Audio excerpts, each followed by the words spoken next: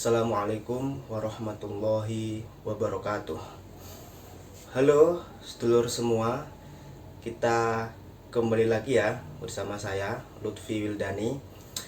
Kali ini kita akan melanjutkan review buku kita di buku yang sama, yaitu buku Hal-hal yang Membingungkan Seputar Tuhan. Ini ya bukunya. Baik, kali ini kita akan membahas tentang subbab yang berjudul argumen kebaruan. Ini merupakan salah satu cara atau cara pertama untuk membuktikan keberadaan Tuhan lewat hukum akal atau logika gitu, argumen kebaruan. Baik, langsung saja di sini penulis langsung memberikan sebuah pernyataan, yaitu kalau Anda amati atau kita amati, segala sesuatu yang ada di dunia ini termasuk diri kita itu pasti memiliki dua aspek. Dua aspek ya. Yang pertama ada aspek inti, yang kedua aspek sampingan.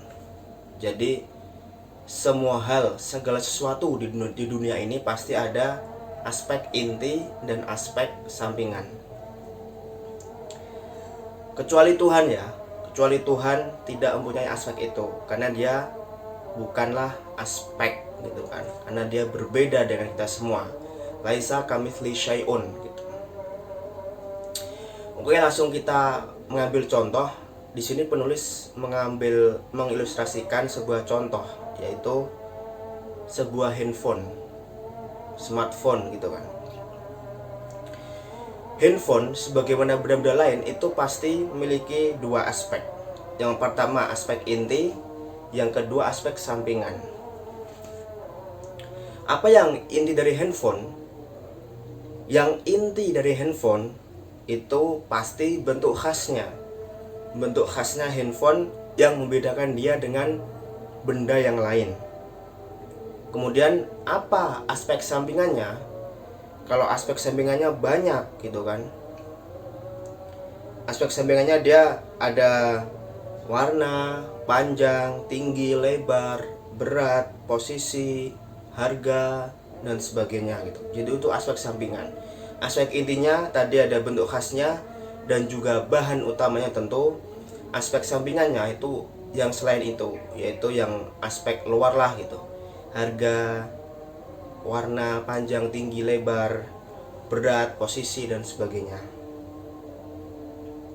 Nah, para teolog muslim itu menyebut aspek inti dari sesuatu itu adalah disebut sebagai jauhar atau substansi. Jadi ini penulis mengambil istilah ini dari ilmu kalam. Jadi yang saya sebutkan di awal bahwasanya buku ini itu merupakan perpaduan antara ilmu kalam dan ilmu filsafat barat.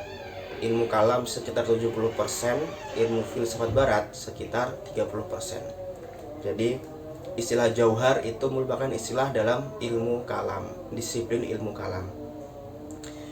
Sementara aspek sampingan itu mereka sebut sebagai arad atau aksiden gitu kan.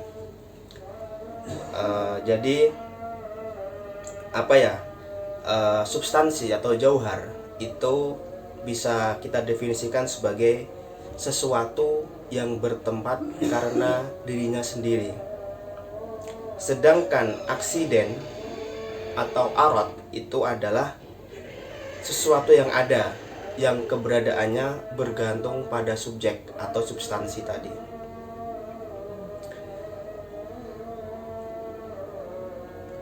Nah, kemudian penulis juga mengutarakan bahwasanya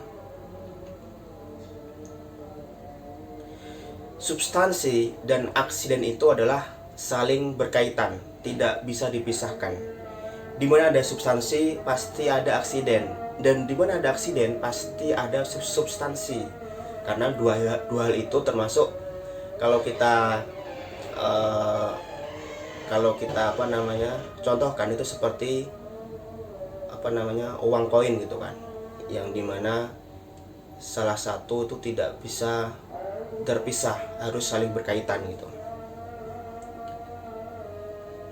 Kemudian penulis juga membahas sedikit tentang aksiden ya.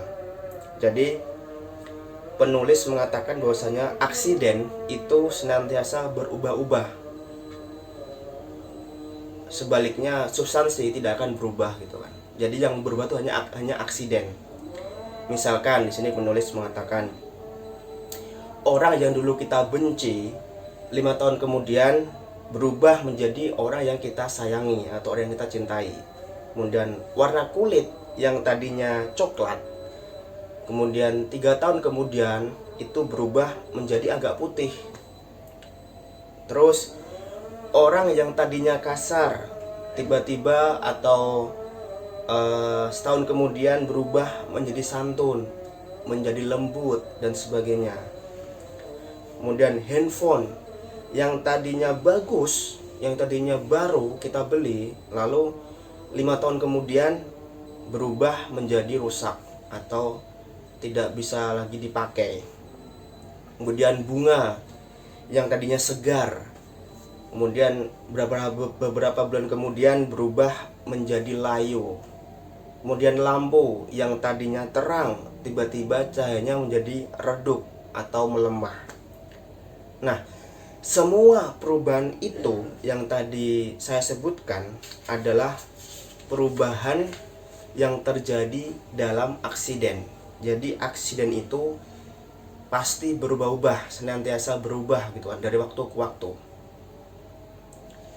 Oleh karena itu, karena dia aksiden terus berubah-ubah, maka dia termasuk sesuatu yang hadits. Hadits ini bahasa Arab yang artinya baru. Mengapa dia tergolong hadits atau baru? Jawabannya karena keadaannya atau keadaan aksiden itu didahului oleh ketiadaan. Jadi dia tergolong baru karena dia ada dari ketiadaan gitu loh. Dia ada setelah sebelumnya tidak ada. Tidak ada, kemudian ada lagi gitu. Jadi namanya aksiden itu adalah sesuatu yang tidak ada kemudian diadakan gitu kan. Dan begitu seterusnya. Itulah salah satu atau yang menjadi ciri utama dari aksiden. Oleh karena itu, kita sebut aksiden sebagai sesuatu yang hadits atau baru.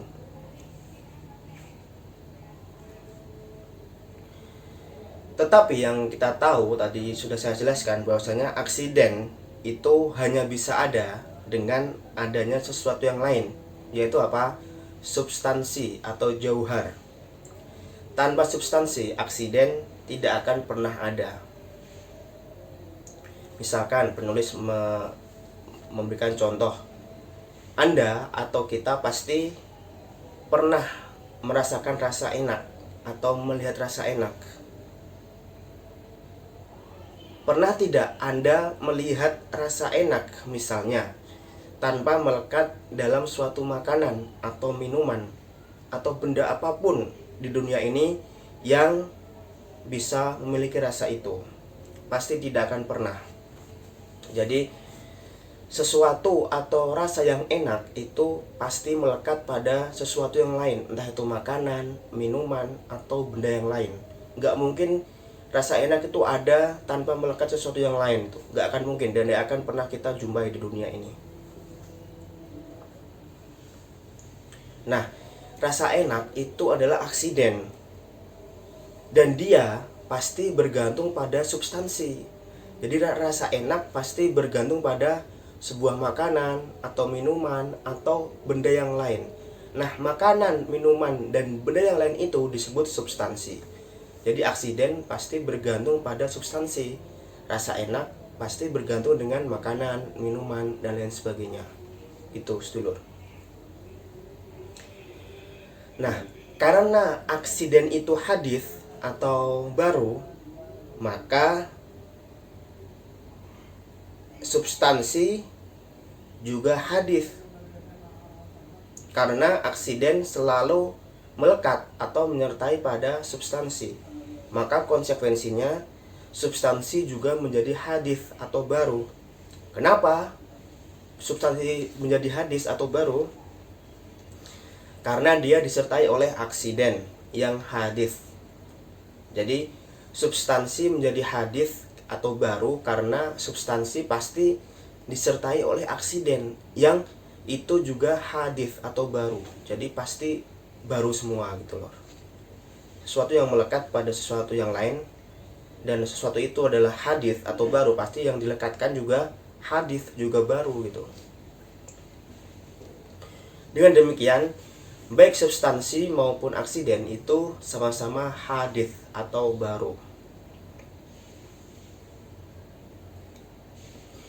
Nah, kemudian penulis menekankan jika substansi dan aksiden itu termasuk hadis atau baru, maka bisa ditarik kesimpulan bahwa alam semesta ini yang terdiri dari berbagai macam planet dan sebagainya, bintang dan sebagainya,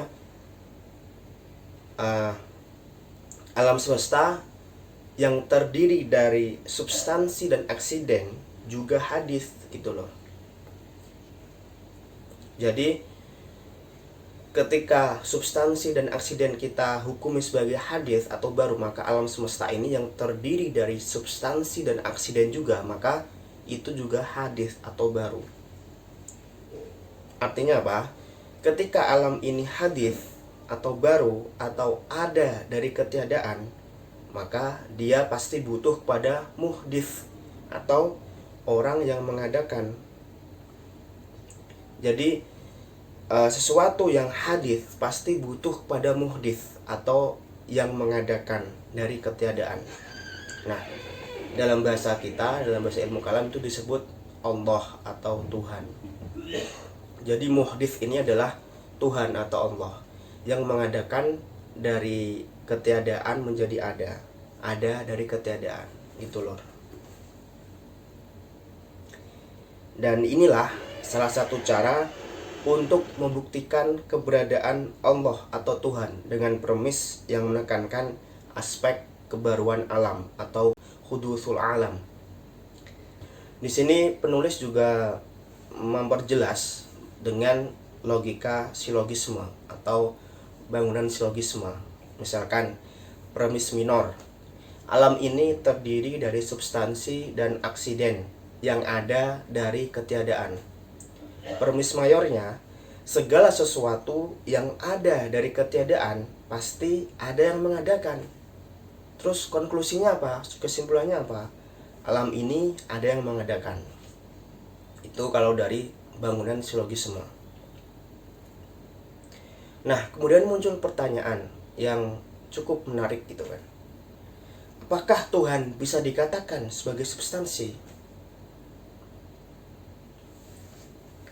Nah, dengan mengacu pada definisi substansi, maka Tuhan tidak mungkin disebut sebagai substansi. Kenapa? Karena substansi itu adalah sesuatu yang bertempat, sedangkan Tuhan itu tidak bertempat. Jadi Tuhan tidak bertempat ini merupakan teologi Asy'ariyah Maturidiyah gitu kan, Lor. Jadi kita simpulkan bahwasanya Tuhan bukanlah substansi, karena substansi itu sesuatu yang bertempat dan Tuhan tidak bertempat gitu kan. Di samping itu, substansi juga senantiasa disertai dengan aksiden. Sedangkan aksiden adalah sesuatu yang hadis.